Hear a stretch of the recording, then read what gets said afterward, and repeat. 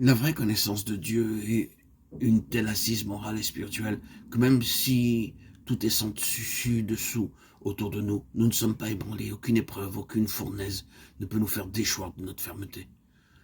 Ceux qui connaissent le Seigneur ne forcent rien, ni les personnes, ni les circonstances. Quand quelque chose décidément leur échappe, ils ne font pas le petit geste charnel qui suffirait peut-être à redresser une situation. Ils sont pleins d'amour, pleins de patience. Quand chacun s'écrie que tout est perdu, ils conservent, eux, leur sérénité. Car la confiance est inséparable de la connaissance de Christ. Elle en est le fruit nécessaire. Chez ceux qui le connaissent, une force paisible et tranquille transparaît au dehors, expression visible d'une vie intérieure profonde et céleste. Sans en dire davantage pour le moment, notons qu'en Christ sont cachés tous les trésors de la sagesse et de la science. La volonté de Dieu, c'est que nos yeux s'ouvrent à cette vérité-là, et qu'ainsi celui en qui habite toute la plénitude de la divinité devienne vraiment ce qu'il cherche à être depuis longtemps, la vie même de notre vie. C'est son intimité qu'il nous offre. Que de fois n'est-il pas obligé de nous enlever notre travail pour que nous le découvrions lui? Notre valeur spirituelle ne se mesure en dernière analyse ni à la culture que nous possédons, ni à la documentation que nous pouvons fournir, ni à l'orthodoxie de notre doctrine, ni à la quantité de travail que nous accomplissons, ni à la somme de vérités que nous croyons avoir assimilées. C'est le degré de notre connaissance personnelle du Seigneur qui détermine notre valeur spirituelle.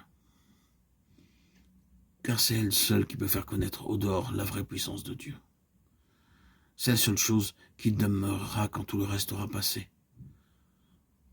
Nous pouvons disparaître, mais si notre ministère est fondé sur une connaissance personnelle de Dieu, il continuera à exercer ses effets quand nous ne serons plus là.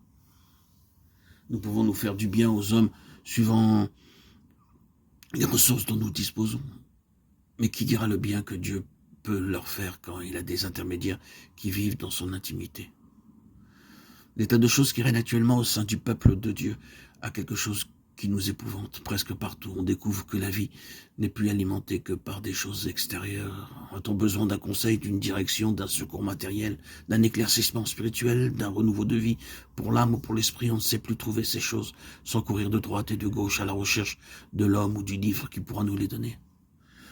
Cette intelligence spirituelle, qui est le fruit d'une vie intérieure profonde et cachée, est quelque chose qui se perd de plus en plus.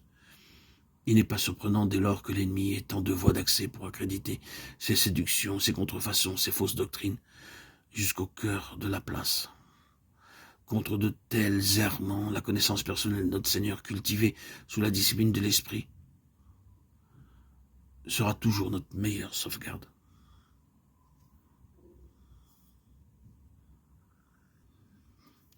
Puissent toutes les promesses de la parole et la vertu du sang de Christ être sauvegardées dans notre mémoire, dans notre être intérieur, dans notre intellect.